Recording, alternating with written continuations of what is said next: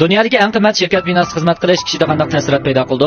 Bu binoning butun bahosi 5 milliard Amerika dollari bo'lib, xuddi UFO o'xshash kelgusidagi xiyollardek o'zguch qurilish. Olma shirkatining yangi bosh shtabi. Uni dunyodagi eng qimmat ham xosligiga shirkat binosi deyishga bo'ldi. Jobs hayot vaqtida kuchining barcha barpo qilgan bu mahsulotni nurg'un kishilar olma big'i deb ataydi. Amerikaliklar uni tatliq chambar deb atashni yaxshi ko'rdi. Biroq eng yaxshi ko'radigan nom bo'lsa Jobsning yer shariga o'rnatgan g'oyasi Kunupsi bo'lib, bu qatimda ko'rinma chastotida biz bu butun bahosi 5 milliard Amerika dollari bo'lgan binoni Jobs hayot vaqtida o'zi qanday qilib loyilab qoldirganligini ko'rib boqaylik. Dunyodagi bitish bahosi eng qimmat, ko'lami eng cho'ng bu shirkat binosining zodi qanday o'xshamaydigan yeri bor. Oldi bilan tashqi ko'rinish qarab boqaylik. Bu odam kemisiga o'xshab ketadigan tashqi ko'rinish kishiga kelgusi tuyg'uni qoldirdi. Butun binoning umumiy qurilish ko'lami 260 ming kvadrat metr bo'lib, 12 ming xizmatchi sig'adi. Bu qanday hukum? Biz uni Amerikaning 5 burchakli binosi bilan solishtirib boqaylik. Olma shirkatining yangi bosh shtabi 5 burchakli binodan cho'ng bo'lib, agar siz bu olmaliq bog'ni aylanib sayr qilmoqchi bo'lsangiz, butun bir kun menib bo'lolmasligingiz mumkin. Boya bizmo bu olmaliq bog'ning umumiy bahosi taxminan 5 milliard dollar ekanligini aytdik.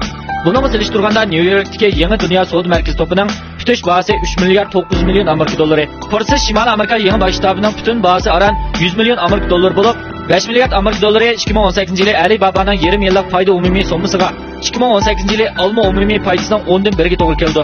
Shunday deyishga bo'ldiki, bu yer shari bo'yicha eng qimmat ishxona binosi hisoblandi. Olma faqat 1 yillik foydaning 10dan 1 qismini elib, qolgancha qurib chiqqan deyishga bo'ldi.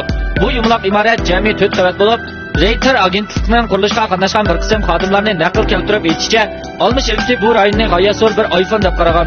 Ichidagi nurg'un loyihalar yanfon qattiq detaliga o'xshash, qattiq o'lcham bo'yicha loyihalangan. Aytishlar qaraganda shirkat majlisxonasining ishi tutishning loyihasini o'rdiga olguchi sudgarga 1,5 yil qayta ishlashga buyurtibdi.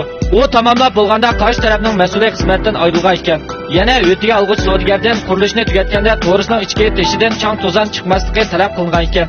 Bu xuddi iPhone navigatsiyon to'shigiga o'xshash chang to'zondan saqlanishga o'xshash ekan. Uning ustiga eshikda bo'sig'i bo'lmaydi. Chunki ishchi xizmatchilarning ko'pinchisi bo'sig'i sababli qadam olish holatini o'zgartiradi. Ular shu sababdan xizmatda diqqat chekiladi degandek talablarni qo'ygan. Shundoq bo'lib qolmasdan olma yana liftdagi konuklarning yonxondan konukisiga o'xshash bo'lishini talab qildi ekan. Muhit asrash uchun butun binoning ustiga quyosh energiyalik batareya taqsiz o'rnatilgan bo'lib, binodagi barliq tok manbasi quyosh energiyalik tok chiqarishdan keladi ekan. Bino silishga mos keladigan materialni tepish uchun u butun dunyoni aylanib chiqqan. Masalan, Jobs teatrxonasining karbon talaliq o'g'zisi Dubaydan qurashtirilgandan keyin havo orqali to'shib kelingan bo'lib, yig'irligi 80 tonnaga yaqinlashadi ekan. Bog'cha rayoning ekologik sistemasini barpo qilish uchun olma Staffordning asli sort bo'yicha 309 xil o'simlikni kirgizib, eng ko'p tikkini olma daraxti, o'rik daraxti qatorliqlar bo'lib, meva berganda bu mevalik daraxtlarning mevalari 3 xil turga ayrilib, har qaysi yerlarga ta'minlandi. Bularning taraqqiyoti go'zallik uchun emas, balki xizmat unumini yuqori ko'tarish uchundir. Tim Cook shundoq dedi, men ba'zi masalalar ustida haqiqiy o'ylanganda tabiatga yaqinlashishni xohlaydim. Hozir biz qilardik. Bu yer Kirmini jilg'isidagi boshqa shirkatlarga o'xshamaydi. Uningdan boshqa butkul olma binosining yumaloq sirtqi temiga dunyo bo'yicha eng cho'ng 200 lik aynak ishlatilgan bo'lib, uningga jami 3100 parcha aynak ishlatilgan. Uning ichida eng ig'irning ig'irligi 3 tonna keladi. Buncha cho'ng bog'cha rayonida bir qancha oshxona emas, shuncha cho'ng shirkatda faqat birla oshxona bor bo'lib, chunki Jobs xizmatchilarning ko'proq uchrashishini umid qiladi. Ko'p fikr almashtirish, yangi ijodiyatlarni barlik keltirishga foydali deb o'ylaydi. U yana xizmatchilarning ichki qismida yo'l yurishga qulaylik yaratish uchun Olma shirkati bog'cha rayonida xizmatchilarning 1000 dona velosiped va 12 ming avtomobil sig'adigan 2 qavatli yer osti mashina sklati bilan ta'minladi. Olma shirkati eng oxirida qurilishni topshirib olganda butun binoda barmoq izining qolmasligini talab qilgan. Shunga eng oxirgi tafsilotlarni o'zgartgandan keyin qurilish o'zgartishimi shuning bilan keyinga surilib ketgan. Eng oxirida 8 yil vaqt sarf qilib, bu tarixda misli ko'rilgan olma yangi bosh shtabini yasab chiqqan. Ammo olma shirkatining yangi bosh shtabi mablag' solgan odam kuchi, moddiy kuch va ishlari qarta nurg'un kishilar buning arzimaydiganligidan gumonlandi.